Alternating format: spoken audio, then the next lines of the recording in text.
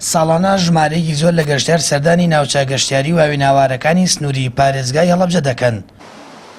هاویناواری ئەحمەد ئاوا یەکێکە لەو ناوچانەی بۆی فێنکی و جوانی سروشتەکەیەوە. ژمارەیەکی زۆر لە گەشتیارانی ناوخۆی هەرێم و ناوەڕاست و باشووری عێراق سەردانی دەکەن.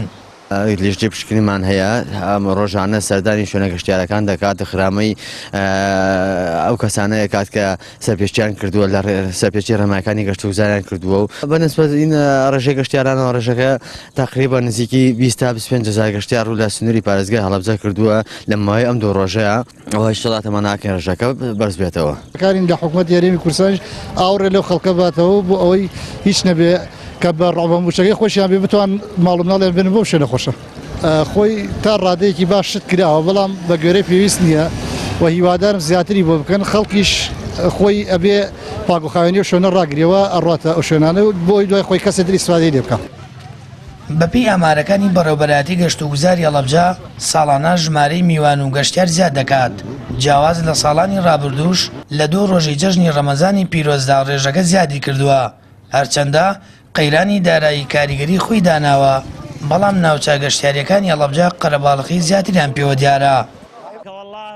مامەڵێکی جوانە لەگەڵکردوین و خەڵکی ناوچەکە چاکن و سوپاسێکی زۆریان دەکەن لەوەی بە باشی میوانداریمان دەکەن و کوردستانی زۆر خۆشە و خەڵکێکی باش و میوان دۆستن. ئێمە لە بەغداوە هاتوین. ئەحمەد ئاوا زۆر جوان و کەشەهۆیەکی خۆشی هەیە. ئەحمەد ئاوا زۆر خۆشە و سروشتێکی جوانی هەیە بەڵام ئەم ناوچەیە زۆر قەرەباڵغە و ئەویش بەهۆی هاتنی ڕێژەی زۆری گەشتیارەوەیە. ئەم فرۆشیارە دوکانەکەی لە ئەحمەد ئاوایە بۆ هاتنی ڕێژێکی زۆری گەشتیارەوە دەڵێت ئەوانش بازاڕیان باش بۆ جیاواز لە ڕۆژەکانی دیکە لە بۆنە و یادەکاندا فرۆشیان زیاد دەکات. ئەوەش کاریگەرێکی باشی ئابووری لە ناوچەکەدا دروست دەکات. ڕۆژەکانی تر با بڵێن خێری جمەوە پێنجشەمە با بڵێن منشە ئەو شەدیە بەس کەمە بەس لە مناسەبانە جەژن و نەورۆز و بۆنەکانە فەرقیە باشترش کرد. هەڵەبجە 35 ناوچەی گەشتیاری تێدایە و حکوومەت و لایەنی پەیوەندیدار لە هەوڵدان بۆ دابینکردنی خزمەتگوزاری زیاتر لەو ناوچانە و بەشێک لە ماستەر پلانی فراوانکردنی هاویناواری ئەحمەد ئاواش چووەتە بواری جێبەجێکردنەوە. ئەمەش وا دەکات کەرتی گەشتیاری لە سنوورەکە بەرەو پێشەوە بچێت و لە ساڵانی داهاتوشدا سەردانی گەشتیار بۆ هاویناوارەکانی سنوورەکە زیاد بکات.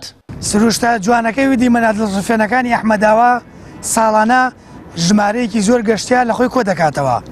ئەم ساڵیش لە ڕێگەی گروپ و کۆمپانیا گەشتیاریەکانەوە ژمارەیەکی زۆر گەشتیار لە ناوەڕاست و باشووری عێراق ڕویان لە هاویناوار و سەیرانگەکانی سنووری پارێزگای هەڵەبجە کردووە.